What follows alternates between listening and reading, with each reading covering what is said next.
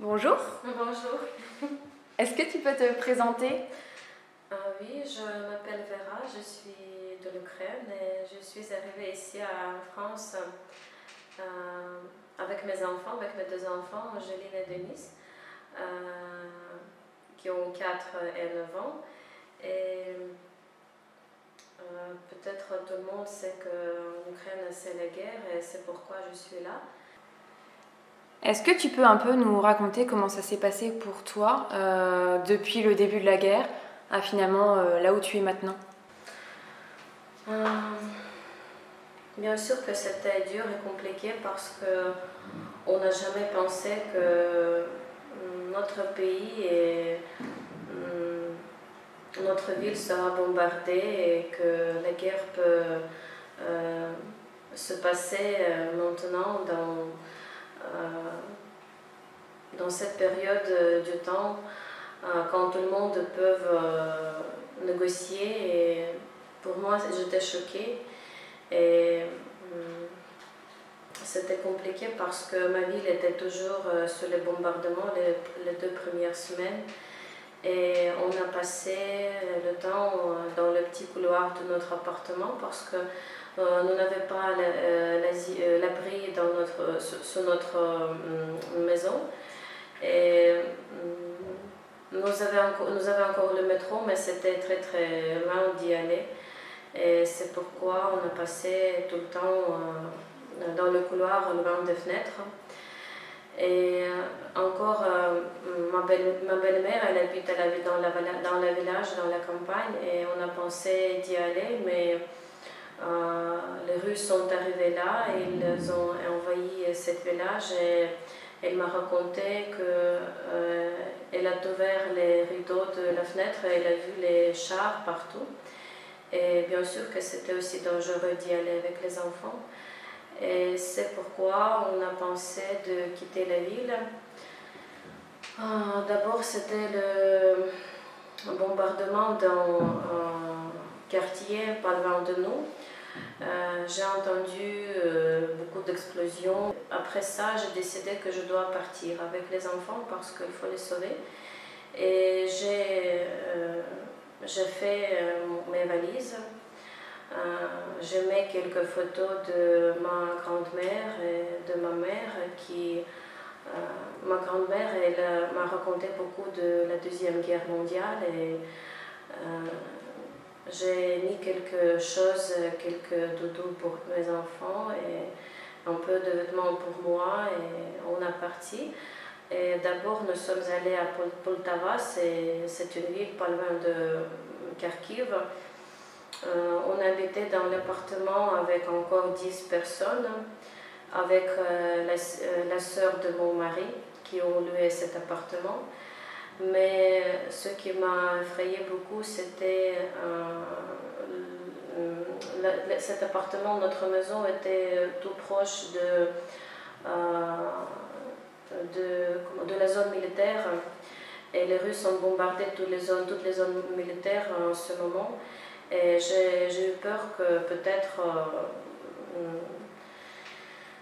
ça pourrait être dangereux pour nous et il faut partir plus loin. Et en ce moment, j'ai parlé avec ma copine ukrainienne avec laquelle j'ai fait les études à l'université. Elle habite à Paris et elle m'a proposé d'arriver. Et j'ai pris le train avec les enfants à l'ouest de l'Ukraine et après, je me rappelle que mon mari nous a accompagnés à la gare.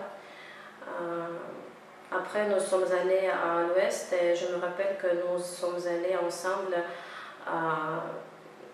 C'était comme, si vous connaissez ça, en Ukraine, il y a les trains où on peut dormir. Et les places étaient tout complet et normalement il y a 4 personnes dans le petit, je sais pas, section de ce train. C'est seulement pour 4 personnes et nous étions peut-être 8 ou 9. Tout le monde était serré comme... alors oui, c'était compliqué. Les enfants ont dormi sur mes genoux et bien sûr que c'était dur. Et nous sommes arrivés à Lviv, c'est la ville à l'ouest de l'Ukraine. Et après, j'ai trouvé un monsieur qui nous a aidés d'aller à la frontière. Encore j'avais la grande valise et la petite fille. C'était dur pour moi parce que j'ai eu peur tout le temps de la perdre dans la foule.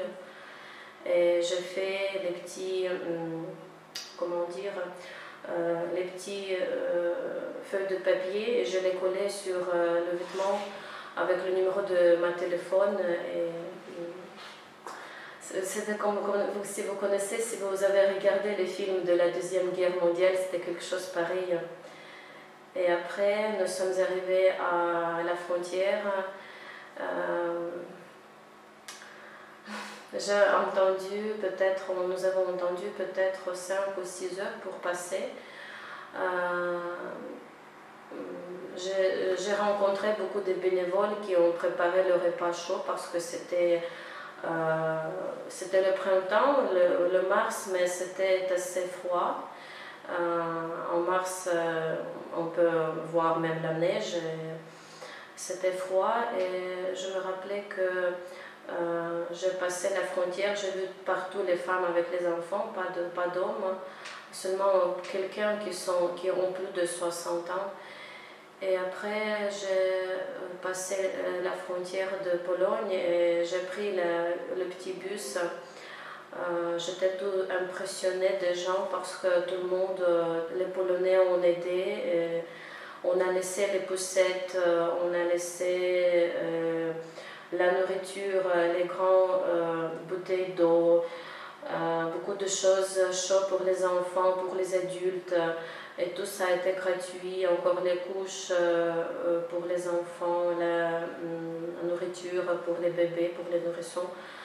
Et ça m'impressionnait beaucoup. Et après, je suis arrivée, c'était le grand centre commercial, mais sans les magasins, qui a accueilli les réfugiés de l'Ukraine. Et après, j'ai trouvé le département où étaient les Français. J'ai vu le drapeau de la France et j'ai décidé que je dois peut-être y aller et demander comment je peux aller en France. Et après, c'était dans le même jour, c'était les bus de l'Éclair qui sont arrivés nous récupérer de la frontière. C'était très vite, je n'ai pas passé quelques nuits parce que je connais une Ukrainienne qui habite ici aussi avec nous, qui a passé 2 nuits pour attendre le bus en France. Et alors nous sommes arrivés là et l'association Amis m'a logé avec les enfants. Oui, c'est comme ça. C'était dur parce que d'abord je ne connaissais pas où je dois aller, comment tout ça passera. Je n'ai jamais été à l'étranger, surtout avec les enfants, avec les 2 petits-enfants, c'était compliqué pour moi, mais oui, c'est comme ça, ça passe bien maintenant, oui. C'est toi du coup qui as choisi de venir en France? Oui, je pensais encore aller à Suède chez ma cousine, j'ai la cousine à Suède, mais j'ai pensé que peut-être je dois aller en France parce que je parle français et c'est plus facile pour moi. Je connais mes copines qui ont travaillé avec moi à un bureau de traduction, qui sont allées à l'agence de traduction, qui sont allées à l'Allemagne, qui ne parlent pas allemand. Et pour eux, c'était dur. Et je crois que c'est plus simple quand tu parles la langue du pays où tu as choisi. C'est plus simple. Oui. D'accord. La veille où la guerre a éclaté, vous vous doutiez qu'il y avait quelque chose qui allait se passer, ou ça a été d'un coup, ou vous aviez déjà un peu peur qu'il se passe quelque chose et puis c'est arrivé, ou comment ça s'est passé en fait? J'ai travaillé beaucoup à Kharkiv, j'ai travaillé beaucoup avec les Africains et on a fait les traductions. Et je me rappelle,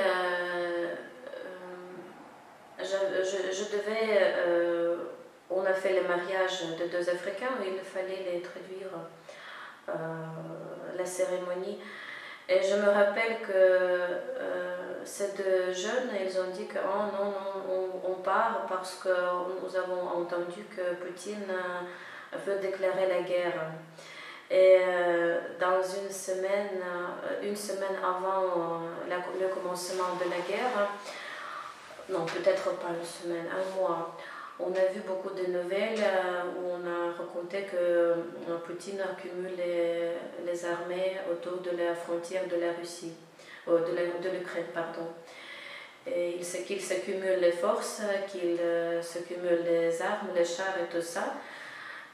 Oui, bien sûr, j'étais un petit peu inquiétée, et mon mari aussi, mais on n'a jamais pensé qu'il nous voudra attaquer. On n'a jamais pensé. Je pensais que c'est pas possible dans notre monde, dans ce monde, c'est pas possible alors. Mais ce que me rappelle très bien, ce qui m'a choquée et que je ne peux pas oublier, c'était le jour quand je me suis réveillée, c'était le 24 février. Je me suis réveillée à 6h30 pour préparer le déjeuner pour mon fils et pour l'amener à l'école. Et nous avons le chat de notre classe à Weber et on nous a écrit que la guerre a commencé. Et j'ai entendu l'avion qui volait au-dessus de ma maison. Et bien sûr que j'étais choquée. Et après, on a entendu beaucoup d'explosions. Et ma copine m'a appelée, elle m'a dit qu'il faut partir. Et j'ai demandé à mon mari qu'il faut aller acheter le pétrole parce que d'habitude, quand les gens sont en panique, ils achètent la nourriture et le pétrole. Et il a pris la voiture, il est allé à la station et il m'a dit qu'il y a beaucoup de monde, je ne peux pas acheter le pétrole. Nous sommes allés au magasin et ce que je me rappelle, le magasin était presque vide. On n'a presque rien acheté, seulement quelques paquets de pâtes et quelque chose... les bonbons pour les enfants et la situation était pareille presque 2 semaines. Pas de nourriture, pas du monde, pas de gens, tout le monde était dans le métro et dans notre ville, nous avions beaucoup des étrangers, des pays différents, de l'Afrique, de l'Inde, de Chine, et qui ne parlent pas russe, qui ne parlent pas ukrainien et qui habitent en banlieue, qui était bombardée toujours, tout le temps, chaque jour elle était bombardée, et qui étaient choqués, ils ne comprenaient rien et ils ne pouvaient pas demander quelque chose parce qu'ils ne parlaient pas russe ou ukrainien et c'était terrible. Tout le monde était dans le métro et oui, c'était vraiment terrible. Et donc aujourd'hui, ton mari, il est resté en Ukraine? Oui, il reste en Ukraine, il ne peut pas quitter le pays parce que c'est l'état militaire et c'est difficile pour les hommes. Il n'est pas militaire, il n'a jamais été en armée, il ne sait pas faire la guerre, alors... c'est assez dur pour nous parce que c'est déjà 1 an et 3 mois que je n'ai pas vu mon mari. Et les enfants n'ont pas vu leur père, mais on peut parler bien sûr à Messenger, à Facebook ou à Viber, alors on peut parler. Mais oui, c'est comme ça, on ne peut pas quitter le pays à cause de la guerre. Oui. Il est en sécurité actuellement? Je ne sais pas. En Ukraine, maintenant, personne n'est en sécurité. Alors, il reste dans la ville. Il peut bien sûr aller chez sa mère, mais ma ville se trouve plus proche à la frontière avec la Russie. C'est difficile de dire qu'il est en sécurité. Parce que presque chaque jour il y a l'alerte et personne ne sait comment ça passera après. Notre ville se trouve à 60 km de la Russie, de la ville qui nous bombarde tout le temps. Et ce qui est très tragique dans cette situation, c'est ce que presque chacun de notre ville a les proches et les amis en Russie. Surtout dans cette ville, Belgorod, qui se trouve près de notre frontière et d'où les Russes lancent ces missiles.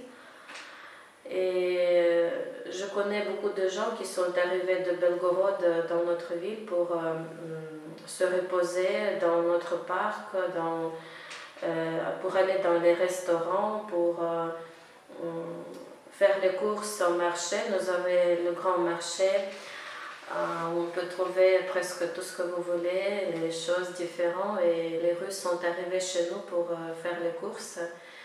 Et maintenant, ils se tairent, ils ne font rien pour arrêter tout ça, parce qu'on nous bombarde de cette ville et c'est très tragique pour moi.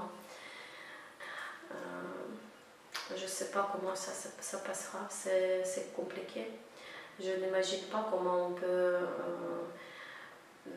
vivre après la guerre avec le voisin comme ça.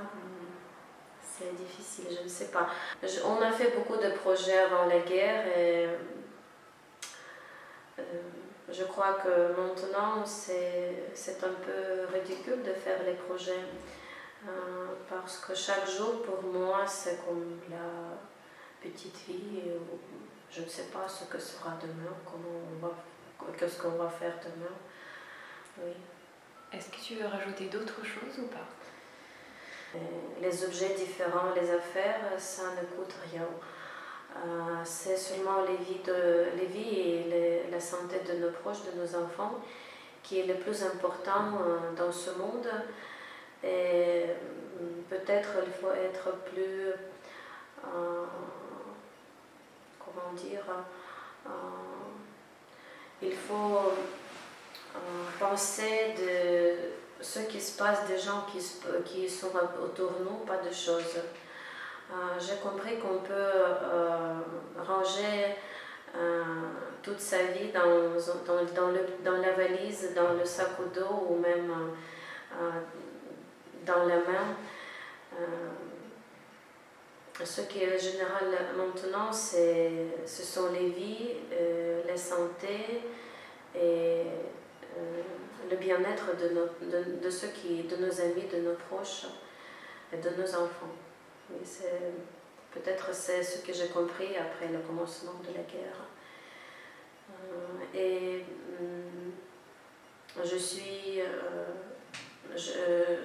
je remercie à ceux qui nous aident, à ceux qui aident notre pays, aux gens qui se trouvent là. Peut-être pas tout le monde qui arrive de l'Ukraine ne sont pas si passionnants que le français, mais je parle avec beaucoup de gens, des d'Ukrainiens qui sont reconnaissantes à la France et à bienveillance des Français, de tout le monde qui nous accueille ici en Bar-le-Duc et en France aussi. Oui. Et j'espère que tout va bien et la guerre va finir, et non seulement en Ukraine, mais en notre pays aussi. Oui. D'accord. Merci beaucoup. Merci à vous.